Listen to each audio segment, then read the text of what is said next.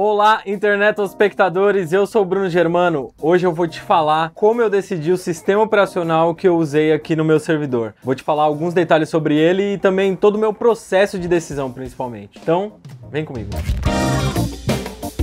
Eu já te falei aqui sobre os servidores que eu tenho aqui em casa, mas eu tenho falado bastante do último servidor que eu montei aqui para ser o meu Network Attached Storage. E aí, sempre que eu falo que eu instalei o Unraid como sistema operacional nele, vem um monte de pergunta: por que eu usei o Unraid? Por que eu não usei aquele outro? Por que eu tô comprando sistema operacional se tem um outro que também é gratuito? E como que eu decidi esse daí? Vocês sempre perguntam. Nesse vídeo aqui, então, eu vou te falar todo o meu processo de decisão e o porquê eu escolhi o Unraid, falando das funcionalidades que me fizeram optar pelo Unraid. Quando eu optei por montar um novo servidor, eu já sabia que eu queria montar um storage.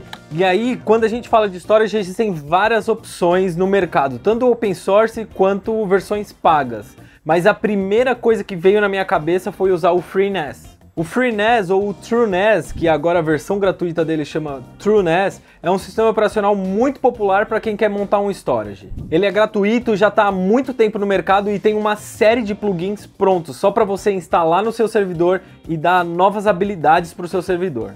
Ao mesmo tempo que eu sabia do FreeNAS, do TrueNAS, eu não sabia muito bem como ele funcionava. Então, em poucos minutos, talvez uma hora lendo e aprendendo um pouco sobre o FreeNAS, eu descobri que ele não é baseado em Linux. E eu já sabia que eu queria um servidor baseado em Linux por uma série de outras opiniões. O FreeNAS é baseado em FreeBSD, um outro tipo de sistema operacional. Continuando na minha investigação aí de qual seria o melhor sistema operacional para mim, eu também conheci o Proxmox, que eu confesso que não conhecia. O Proxmox é um sistema operacional supervisor, ou seja, ele serve como base para você fazer uma série de outras coisas. Ele dá suporte a rede de discos, a Docker e também a Virtual Machine. Então veio na minha cabeça, eu posso ter um sistema baseado em Linux usando o Proxmox e criar uma máquina virtual e instalar dentro dela o TrueNAS. Assim eu vou ter dentro do Proxmox uma outra máquina baseada em FreeBSD para servir como meu storage. Até aí é um pouquinho mais complicado, mas funcionaria muito bem. Eu conseguia fazer um pass-through do hardware, ou por exemplo, da minha controladora SATA,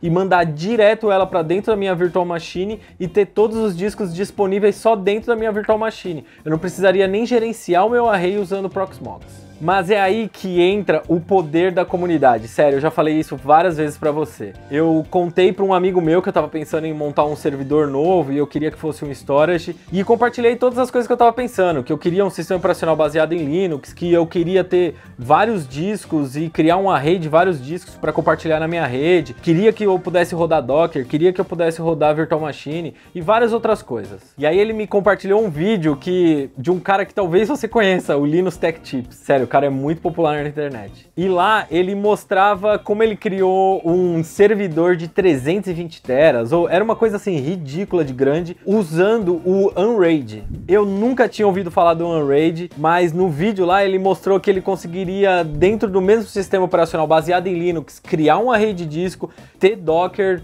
ter Virtual Machines, fazer pass-through de hardware, tinha várias opções.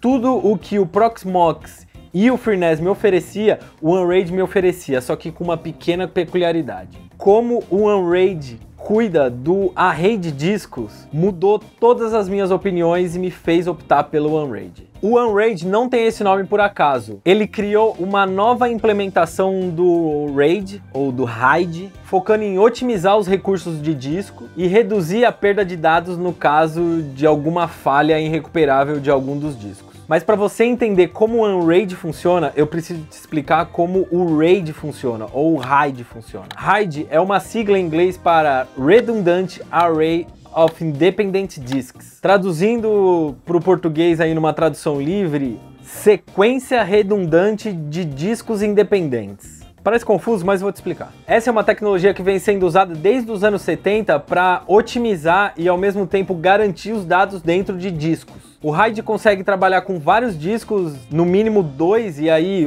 o máximo é infinito, e ele consegue garantir a qualidade desses dados usando em pares, em trios ou em vários múltiplos de discos.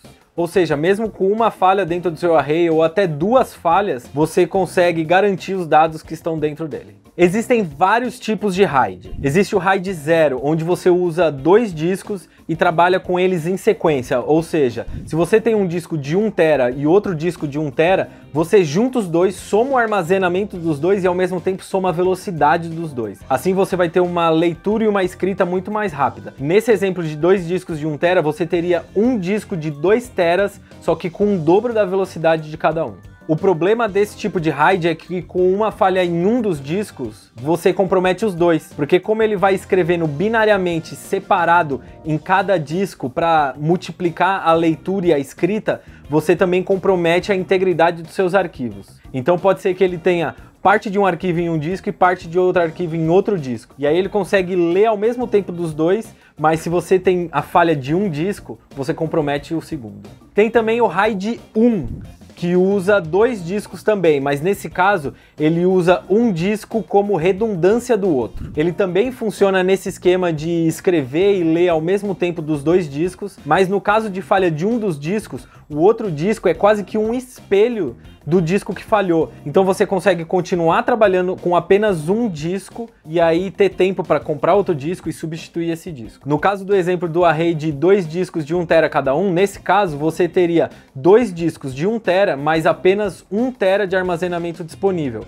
já que um funciona como redundância do outro. Existe também o RAID 10, que na verdade é a soma do RAID 1 e o RAID 0. Ou seja, você pega pares de discos e monta um RAID 0 nele, então você vai ter a soma de armazenamento e de velocidade de cada um e cria um segundo par para trabalhar em RAID 1. Assim você vai ter 2 pares de discos espelhados, ou seja, redundantes. Nesse caso você aumenta aí o seu armazenamento, aumenta também a velocidade de leitura e escrita e aí tem a possibilidade de uma falha de disco sem ter que comprometer todos os outros. O problema desse caso, tanto do RAID 1 quanto do RAID 10, é que você acaba tendo que gastar o dobro de disco para garantir a mesma quantidade de armazenamento.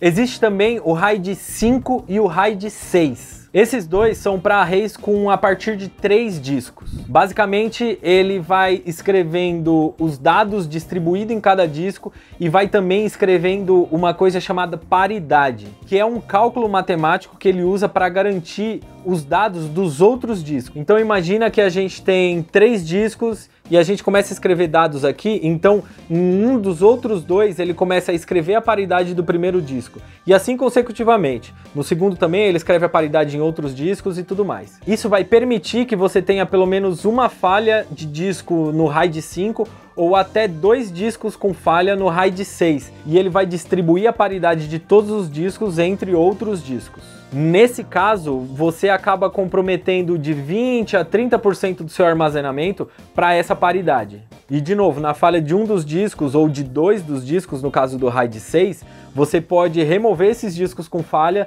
e colocar novos discos idênticos ali que eles vão reescrever os dados de novo dentro desses novos discos. O RAID 5 e 6 permite que você tenha arrays muito maiores em armazenamento do que o RAID 0 e 1 ou do RAID 10. E claro, vai permitir que você tenha um pouco mais de armazenamento aí no seu RAID. Tanto o FreeNAS quanto o Proxmox trabalham com essas metodologias de RAID tradicional, 0, 1, 10, 5 e 6. Os dois são open source, ou seja, gratuito. Você vai lá, faz download e instala no seu servidor. Já o OneRAID tem alguns níveis de licença. Todas as versões são pagas, você pode instalar no seu servidor, você tem até 30 dias para testar, mas depois você tem que comprar sua licença e dependendo do número de discos que você tem no seu servidor, você precisa pagar mais caro na licença. Ou seja, mais discos, mais caro sua licença. E eu comprei a licença porque sairia muito mais barato eu comprar uma licença do software do que perder o armazenamento ou comprar mais HDs para garantir a mesma quantidade de armazenamento que eu quero ter nesse servidor. Para você que chegou até aqui e quer entender como o OneRAID funciona e como ele garante seus dados, mesmo proporcionando mais espaços nos seus discos, clica aqui, eu vou continuar te explicando como o RAID do OneRAID funciona. Ah, eu também falo do disco de cache e como prevenir problema, então clica aqui, vai lá, continua aprendendo um pouco mais sobre o OneRAID. Clicou? Te encontro lá.